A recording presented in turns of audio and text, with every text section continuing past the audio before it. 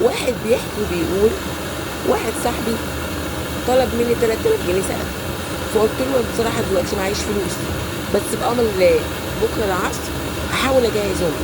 قال لي كتر خيرك، انا عارف ان الظروف صعبه على الناس كلها دلوقتي، بس ابني تعبان شويه ومحتاج اكشف له، وانا عندي في البيت معيش ولا مليم ولا في جيبي ولا مليم. انا اسف جدا ومكسوف منك جدا ومعلش سامحني. قلت له طب انا اللي بجيبه دلوقتي 1000 جنيه، تعالى نتقابل وخدهم وان شاء الله بكره اجهز لك بقيه المبلغ.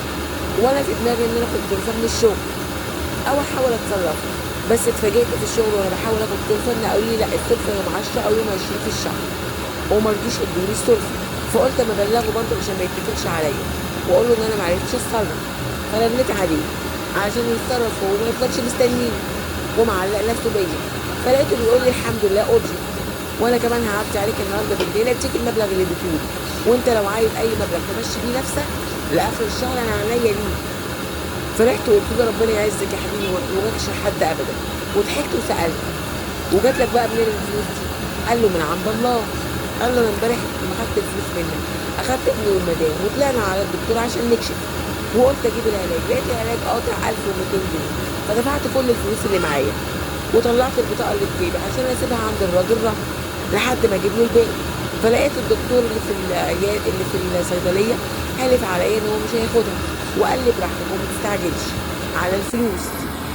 فرنيت على الدنيا في الشغل عشان ينزلني ورديه على التاكسي بتاعه، فقال لي ان هو في محافظه تانيه ومش هيقدر يجي قبل الفجر، والسواق هيستلم منه الساعه 8 الصبح.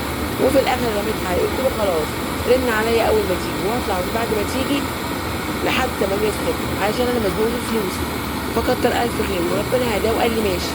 وعلى الساعه 1:30 لقيته بيتصل عليا، فنزلت الشارع من 2 الا ربع وما ركبش معايا الا زبون واحد طول الليل، واداني كمان 20 جنيه، وما كانش معايا غيرها اول عن اخر لحد الساعه 7:15 الصبح. فقلت في دماغي بقى الحمد لله على ما رزق، مش مكتوبه لي اكتر من كده. وحمدت ربنا ونزلت اجيب بيها فطار عشان على الاقل ما ادخلش البيت على عيالي ودي فاضيه. ولقيت طفل زي القمر مقابلني بس شكله مبهدل وهدومه مبهدله، ولسه هكلمه لقيته بيبص لي ويقول لي والنبي يا عم انا عايز افطر. فلقيت نفسي لوحدي كده بقول له بس كده يا عيون عمو، ودخلت جبت له ب 15 جنيه فطار واديته 5 جنيه اللي اتبقت معايا عشان يجيب بيها حاجه حلوه ولا عصير، وطبطبت عليه وبوسته وسبته ورجعت تاني على التاكسي. وبصراحه ما اكدبش عليك قعدت احمد ربنا ان انا جبرت بخاطري، بس انا لسه خاطري مكسور. وقعدت اقول يا رب يا رب اجبر بخاطري انا كمان، يا رب يا رب انا جبرت بخاطره على قد خاطري، اجبر بخاطري على قد خاطرك يا ارحم الراحمين. وقبل ما اخلص الدعوه لقيت شاب شكله نشيف قوي وباين عليه العز بيقول لي انت فاضي يا اسطى؟ فابتسمت وقلت له اه طبعا اتفضل يا باشا. فركب معايا وقعد يتكلم في التليفون وانا اتشغلت في الطريق لحد ما وصلنا قدام البنك، فحاسبني ونزل. فقعدت ادعي ربنا اقول له النبي يا رب كمان مشوارين، وفضلت الف من غير اي فايده. قلت على العموم الحمد لله انا كده مرضي.